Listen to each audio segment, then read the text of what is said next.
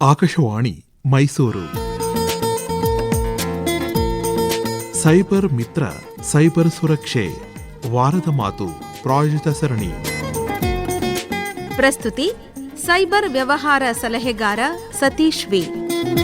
ಸಂದರ್ಶಿಸಿರಿ www.cybermitra.in. Malavika ಕನ್ನಡದ ಚಿತ್ರರಂಗ ಮತ್ತು ಟಿವಿ ಸೀರಿಯಲ್ಗಳಲ್ಲಿ ನಟಿಸೋ ಪ್ರಖ್ಯಾತ ನಟಿಯವರು. ಅವ್ರಿಗೆ ಒಂದಿನ telecom regulatory authority of India TRA ಇಂದ ಒಂದು ಮೆಸೇಜ್ ಬರುತ್ತೆ. ಅದರಲ್ಲಿ ನಿಮ್ಮ ಮೊಬೈಲ್ ಸೇವೆನ ಸ್ಥಗಿತಗೊಳಿಸ್ತಾ ಇದ್ದೀವಿ, ಅದರ ಡೀಟೇಲ್ಸ್ ತಿಳ್ಕೊಳ್ಳೋಕ್ಕೆ ನೀವು ಈ ನಂಬರ್ಗೆ ಕರೆ ಮಾಡಿ ಅಂತಿರುತ್ತೆ. ಅವರು ಕರೆ ಮಾಡಿ ವಿಚಾರಿಸಿದಾಗ ಗೊತ್ತಾಗುತ್ತೆ ಅವ್ರ ಹೆಸರಲ್ಲಿ ಇರೋ ಒಂದು ಸಿಮ್ ಕಾರ್ಡಿಂದ ಕೆಲವ್ರಿಗೆ ಅಬ್ಸೀನು ಥ್ರೆಟ್ನಿಂಗ್ ಮೆಸೇಜಸ್ ಹೋಗಿ ಬಾಂಬೆನಲ್ಲಿ ಅಲ್ಲಿ ಆ ಸಿಮ್ ವಿರುದ್ಧ ಕಂಪ್ಲೇಂಟ್ ರಿಜಿಸ್ಟರ್ ಆಗಿದೆ ಅಂತ.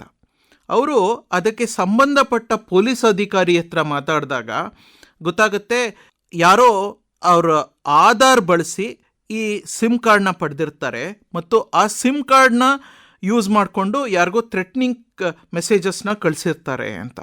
ಮಾಳವಿಕಾ ಅವ್ರು ಹೇಳ್ತಾರೆ, ನಾನು ಬಾಂಬೆಗೆ ಟ್ರಾವೆಲೇ ಮಾಡಿಲ್ಲ ಅಂತೆಲ್ಲ ಹೇಳಿದಾಗ ನಂತರ ಗೊತ್ತಾಗುತ್ತೆ ಅವ್ರ ಆಧಾರ್ ಕಾರ್ಡ್ನ ಇಲ್ಲಿ ಮಿಸ್ಯೂಸ್ ಆಗಿದೆ ಅಂತ.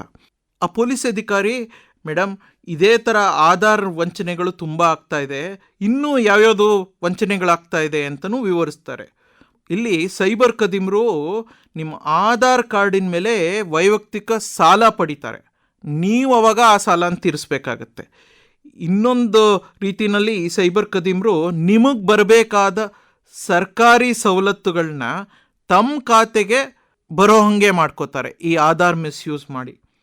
ಒಂದು ವರದಿ ಪ್ರಕಾರ ಕೋರ್ಟ್ನಲ್ಲಿ ಯಾರೋ ಡೂಪ್ಲಿಕೇಟ್ ಆಧಾರ್ ಕೊಟ್ಬಿಟ್ಟು ಜಾಮೀನು ಪಡೆದಿರ್ತಾರೆ, ಆ ಅಪರಾಧಿ ತಪ್ಪಿಸ್ಕೊಂಡಾಗ ಒರಿಜಿನಲ್ ಆಧಾರ್ ಹೋಲ್ಡರ್ನ ಹಿಡ್ಕೊಂಡಿರ್ತಾರೆ. ಮತ್ತೊಂದು ವರದಿ ಪ್ರಕಾರ ಲ್ಯಾಂಡ್ ಟ್ರಾನ್ಸ್ಫರ್ ಆಗಿರುತ್ತೆ ಯೂಸಿಂಗ್ ಡೂಪ್ಲಿಕೇಟ್ ಆಧಾರ್.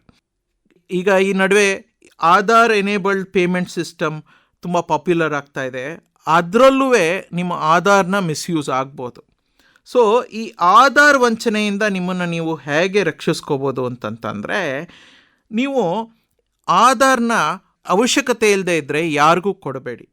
ಹಾಗೊಂದು ರೀತಿ ಕೊಡಲೇಬೇಕು ಅಂತ ಇದ್ದರೆ ನೀವು ಮಾಸ್ಕ್ಡ್ ಆಧಾರ್ ಅಂತ ಬರುತ್ತೆ, ಆಧಾರ್ ವೆಬ್ಸೈಟ್ನಲ್ಲಿ ಅಥವಾ ಆಧಾರ್ ಆ್ಯಪ್ನಲ್ಲಿ ನೀವು ಡೌನ್ಲೋಡ್ ಮಾಡ್ಕೋಬೋದು. ಅದರಲ್ಲಿ ನಿಮ್ಮ ಆಧಾರ್ ಸಂಖ್ಯೆನ ಮಾಸ್ಕ್ ಮಾಡಿರುತ್ತೆ, ಕೊನೆ 4 ಡಿಜಿಟ್ ಮಾತ್ರ ವಿಸಿಬಲ್ ಇರುತ್ತೆ, ಅದನ್ನು ಯೂಸ್ ಮಾಡ್ಬೋದು. ಇಲ್ಲದೇ ಇದ್ದರೆ ವರ್ಚುವಲ್ ಆಧಾರ್ ಅಂತ ಬರುತ್ತೆ, ಅದನ್ನು ಯೂಸ್ ಮಾಡ್ಬೋದು.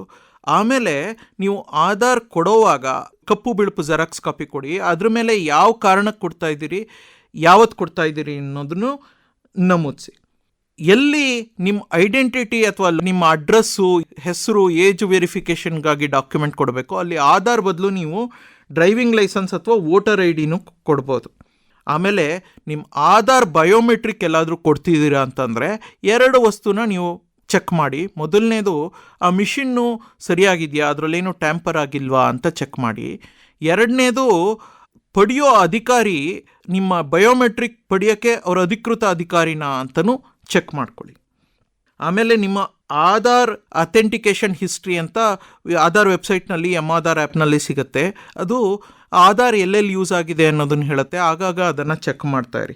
ಹಾಗೇ ನೀವು ಈ ವಂಚನೆಗೆ ಬಲಿಯಾಗಿದ್ದರೆ ನೀವು ಕೂಡಲೇ 1930 ಸೈಬರ್ ಸಹಾಯವಾಣಿಗೆ ಕರೆ ಮಾಡಿ, ಅಥವಾ cybercrime.gov.in ಜಾಲತಾಣದಲ್ಲಿ ಅಥವಾ ನಿಮ್ಮ ಹತ್ತಿರದ ಪೊಲೀಸ್ ಠಾಣೆಯಲ್ಲಿ ದೂರು ದಾಖಲಿಸಿ.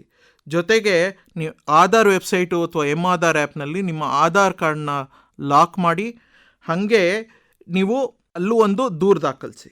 ಆಮೇಲೆ ಆಧಾರ್ನ ಸರಿಯಾಗಿ ಪರಿಶೀಲಿಸದೆ ನಿಮ್ಮ ವಂಚನೆಗೆ ಅನುವು ಮಾಡಿಕೊಟ್ಟ ಸರ್ಕಾರಿ ಅಥವಾ ಯಾವುದೇ ಸಂಸ್ಥೆ ವಿರುದ್ಧ ನೀವು ದೂರು ದಾಖಲಿಸಿ ಮತ್ತು ಅವ್ರ ವಿರುದ್ಧ ನೀವು ಬೇಕಾದರೆ ಕಾನೂನು ಕ್ರಮ ಕೂಡ ಜರುಗಿಸ್ಬೋದು.